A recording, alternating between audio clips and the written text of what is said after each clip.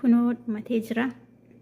Nyaata tokko qopheessite yeroo namni akkanatti nyaatee fixe hedduu nama gammachiisaan ofii kiyya akka waan ofii nyaadheetti gammada. Yeroo gaarii qabaadhaa isiniin jedha bilaafiyaa.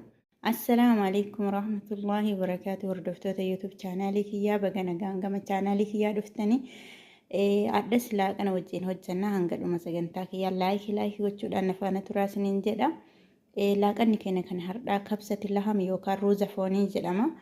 Hin beektanii jedhama yoo jedhu kan akka waan isin hin beekne isinitti fakkaatini. Awwaala irratti ruuza keenya hanga isinii barbaachisuun qopheeffannaa. Achi booda filfil roomii yookaan qaaraa hin qopheeffannaa. Mismaarii yookaan qurunfudii ni qopheeffannaa. Heelii ni qopheeffannaa. Qirfaa ni qopheeffannaa. Loomii gurraacha yookaan laymoon aswal isa jedhamu ni qopheeffannaa. Waan maqaa irraa dhabne maqama keenyatti moggaafnaa jecha. Achi booda qullubbii ni qopheeffannaa. Shunkurtiidha. Achi booda sooqiddaa kana maqaa isaan beeku buharaat mushakkaliidha. Irdiidha. Achi booda foonii hamma singay foonii qopheeffattan jechaadha.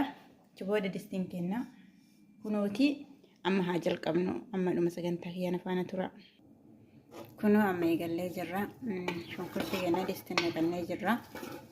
Achi booda isin distii feetanii naqachuu dandeettanii distii qollaa kaanii qolloftan ta'e kan distii adiyyaa ta'e rakkoo hin qabu sun akka fedha keessaniiti.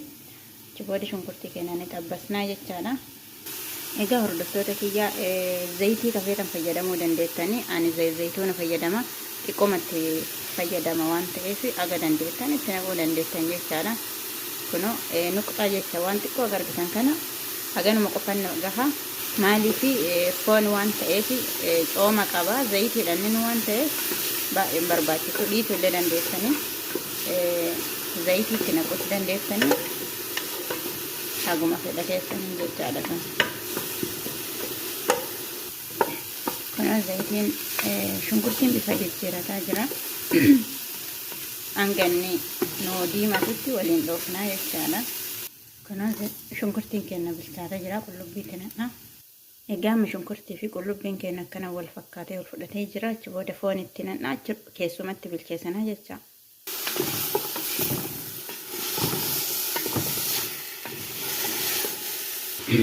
Kunoo amma shunkurtii qullubbii foon wajjin bilcheessaa jirra. Osoo buharaat ittiin godhini xiqqoo shunkurtii fi qullubbii wal fudhachiifnaa jecha lahama wajjin yookaan foon wajjin hanga takkaa inni wal fudhatutti buharaat ittiin naqnuu jecha. Haaluma kanaa wal qabsiisnee sirriitti qollaanaa jechaadha. Booda wanti dhaamii isaa yookaan akka inni mi'aawoo barbaanne yeroo kana sirriitti qollaa'uu qabnaa jecha. Shunkurtii gubbarraa itti naqnee bishaan itti naquu ni dandeenya akka araboonni godhansan jechaadha. Garuu dhaamiin isaa baay'ee hagana hundaa miti. Kanaaf amma kunoo bifa isaa jijjiiratee jira jechaadha. Kunoo amma akkana ta'ee jira. Yeroon buharaata keenyatti naqnu gahee jira jecha itti naqanna amma. Kunoo waan dura haala kanaan qopheeffanne itti naqnaa jecha. Maajii fayyadamuu dandeettanii namoonni maajii qabdanii ani maajii hin fayyadama waan ta'eef sooqidduma aadiitti naqee jecha noormaalii. Kunoo amma buharaata wajjin wal fudhataa jira jechaadha. Haala kanaan waliin dhoofna. Achi booda kunoo akkana fakkaata. Dura isin agarsiisuu raanfadhe kanatti gootan jecha yoo diimaa barbaadan kanatti gootanii anam xiqqoo bifa diimessuu waan fedhuuf kanatti godhaa jecha. Adii yoo adii barbaadani kabsa adii yoo barbaadani ittiin gootanii jecha irdiillee waan itti godheef kanatti naqaa. Kunoo amma erga haala kanaan waliin dhoofnee bareechisnee booda achi booda itti naqannaa jecha. Wantoota duraan dhiyeeffanne kana amma itti naqnaa jechaadha. Kunoo amma haala kanaanii bilcheessinee jirra.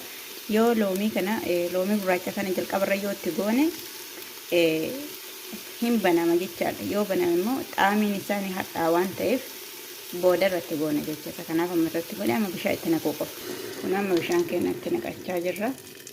Agarsiin gootti naqa. Kunoo amma haala kanaan bilchaataa jira ni cufna jechaadha. Distiin ka qollomfamu waan ta'eef ni qollofna. Laham haashii waan ta'eef daqiiqaa 40 yookaan 50 kenninaaf jecha. Yoo lahama foon maal jedhama foon horii yoo ta'e daqiiqaa 30 bilchaachuu danda'a. Kunini tura waliin dachaana jecha yeroo inni gahetti. Kunoo amma haala kanaan daqiiqaa 40 booda walitti dachaanee haala kanaan bilchaatee jira. Akkuma argitan kana amma foon keenya keessaa baafnee lukkuu ruuzatti naqannaa jechaadha. Foon keessattis dhiisuu dandeetta, garuu hedduu bututee waan nama rakkisuuf yookaan ammoo waan caccabuuf jecha ani keessaa baasee xiqqoo edaa itti deebisaa jecha. Garuu itti naqachuu dandeetta haala kanaanii jecha. Kun amma haala kanaanii foon keessaa baasee jira, itti naqa jecha ruuza. Kunoo ruuza kiyya dhiqadhee fidadhee jira, bishaan irraa naqee kee itti naqa jecha. Egaa hordoftoota kiyyaa ruuzni keenya kun haala kanaan bilchaataa jira. Amma foon itti dachaafnaa jecha erga akkana ta'e booda foon keenya gubbaan naqannaa jecha akka waliin bilchaatu. Egaa asitti kun ammoo salaaxaa kiyya qopheeffadhee jira jechaadha. Haala isin argitan kanaanii dhiyaadha. Egaa amma kun ruuzni keenya bishaan fixachuudhaan waan nama xiqqoo hafee jechaadha, bilchaataa jira finaalee.